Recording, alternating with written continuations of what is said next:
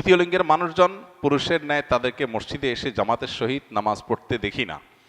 এতে মুসলিম উম্মার দায়বদ্ধতা কি? প্রায় সমাজে তাদেরকে নিয়ে বিদ্রূপ করা হয়। প্রথম কথা হলো, আপনি যাদেরকে তৃতীয় লিঙ্গ বলছেন তারা আসলে কি তৃতীয় লিঙ্গ নাকি সবগুলো সমকামী? চ্যানেলটি সাবস্ক্রাইব করে আমাদের সঙ্গেই থাকুন। অথবা তাদের অনেকে সমকামী, এটা আগে নিশ্চিত করা দরকার। কিছু মানুষ আছে যারা আসলেই আল্লাহ তাআলা তাদেরকে সৃষ্টি করেছেন এমনভাবে যে তাদের নারী বা পুরুষ হওয়ার দিকটা পরিষ্কার না। তিনি পুরুষ হওয়ার পাশাপাশি তার মধ্যে নারীত্বের কোনো সিমটম বা আলামত আছে, অথবা তার বডির স্ট্রাকচারে নারী হওয়ার পাশাপাশি পুরুষের কিছু আলামত আছে, হতে পারে, যাদেরকে আমরা হিজড়া বলি।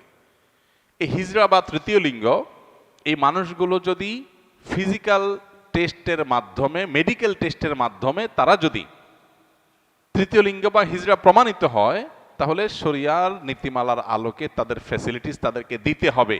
রাষ্ট্র এবং সমাজের সেখানে দায়বদ্ধতা আছে, এবং এক্ষেত্রে তাদেরকে যে কোণঠাসা করে রাখার প্রচেষ্টা, সেটা বন্ধ করতে হবে।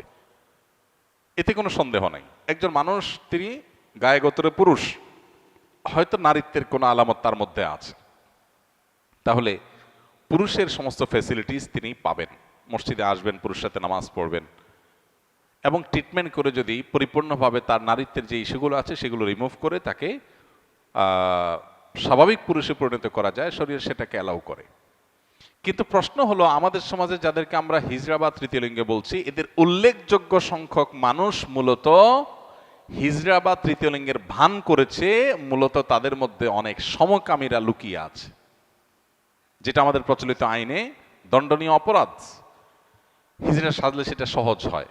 এর আগে আপনারা পত্রপত্রিকা দেখেছেন, বিভিন্নভাবে উদ্যোগ নেওয়া হয়েছে তাদেরকে চাকরি দেওয়ার জন্য। পরবর্তীতে যখন মেডিকেল টেস্ট করা হলো, দেখা গেল একটাও হিজড়া না।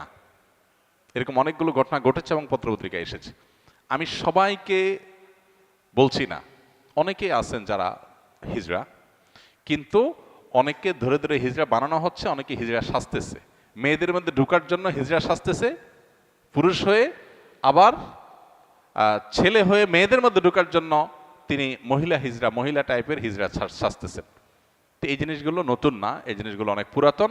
মেডিকেল টেস্টের এই সিস্টেমটা তুলে দেওয়ার জন্য সরকারের একটা অথরিটি আরেকটা অথরিটিকে চিঠি দিয়েছে এবং চেষ্টা করেছে, এটাও এদেশে ঘটেছে। দুর্ভাগ্যজনক। মেডিকেল টেস্টের মাধ্যমে তারা নিজেদেরকে হিজড়া প্রমাণ করার পর তাদের অধিকারগুলো দিতে সমস্যা কোথায়? কিন্তু না, মেডিকেল টেস্ট করতে দিবে না, কারণ মেডিকেল টেস্ট করলে গোমর ধরা পড়ে যাবে যে সমকামীরা এই লেবাস ধারণ করে অনেক সময় তাদের সমকামিতাকে প্রতিষ্ঠিত করছে, চালাচ্ছে। ঠিক একইভাবে যে সমস্ত মানুষগুলো সমাজে আজকে নিগৃহীত, তারা জুলুমের শিকার, তাদেরকে সমাজ কোনোভাবে অন করছে না, সেই মানুষগুলোর অধিকার আদায় করা দরকার। সেটা নিয়ে আমাদের সোচ্চার হতে হবে, কিন্তু অবশ্যই মেডিকেল টেস্টের মাধ্যমে। বেতেরের তৃতীয় রাকাতে যে দোয়ায় কুনুত পড়া হয়, সেটি না পড়া থাকলে কি অন্য কোনো দোয়া বা সূরা পড়া যাবে কিনা? বিতরের নামাজে দোয়া কুনুত পড়া ফুকাহে আহনাফের মতে ওয়াজিব, কোন কোন ফকি বা ইমামদের মতে এটি ওয়াজিব নয়। ফুকা আহনাফের মতে যেহেতু ওয়াজিব, এবং বেশিরভাগ মানুষই আমাদের দেশে যেহেতু হানাফি ফিকহের অনুসারী, সো বিতরের নামাজে দোয়া কুনুত পড়তে হবে। দোয়া কুনুত শুধু আল্লাহুম্মা ইন্না নাস্তাঈনুকা এটাই নির্ধারিত না। নবী করিম সাল্লাল্লাহু আলাইহি সাল্লামের হাদিসে আরো একাধিক দোয়া বিতরে কুনুত হিসেবে পাঠ করাটা সুসাব্যস্ত। এজন্য কুনুত বা আল্লাহ তাআলার আনুগত্য এটা প্রকাশ হয় এই যেরকম মাসুর দোয়া যেগুলো আছে, যে কোনো দোয়াই আমরা বিতরে পড়তে পারি। যদি কারো সেটা জানা না থাকে, কোনো দোয়া এখানে পড়ার মতো তার মুখস্থ নাই, তাহলে সে দোয়া কুনুত শেখার আগ পর্যন্ত মুখস্থ করতে থাকবে। ওইটা মুখস্থ করে পুরোপুরি শেষ করার আগ পর্যন্ত এই সময়ের ভিতরে সে সূরা ইখলাস পড়লো, কোরআন কারীমের সূরা পড়ে সে নামাজ পড়লো, সেটাও হয়ে যাবে। কিন্তু তাকে নিয়মিতভাবে দোয়া কুনুত পড়তে হবে। আমার ছেলে দীর্ঘদিন থেকে নেশায় আসক্ত, সিগারেট ও গাঁজা সেবন করে, বহু চেষ্টা করেও তাকে নেশা থেকে ফিরিয়ে আনা সম্ভব হচ্ছে না। তাই কি করলে তাকে নেশা থেকে ফিরিয়ে আনা সম্ভব হবে? অনুগ্রহ করে পরামর্শ দিলে উপকৃত হব। কোরআনে আমল জানাবেন। প্রথম কথা হলো যে সন্তানকে লালন পালন করেছেন উল্টাপাল্টা পদ্ধতিতে, শরিয়াতের যে তরবিয়া, ইসলামী যে তরবিয়া লালন পালন পদ্ধতি, সেটাকে মেনটেন করেন নাই। এখন সন্তান হয়তো খারাপ মানুষে পালায় পড়ে, খারাপ পরিবেশে পড়ে সে নষ্ট হয়ে গেছে। তো এখন শুধুমাত্র দোয়া দরুদ পড়বেন আর সন্তান ঠিক হয়ে যাবে, ব্যাপারটা সেরকম না।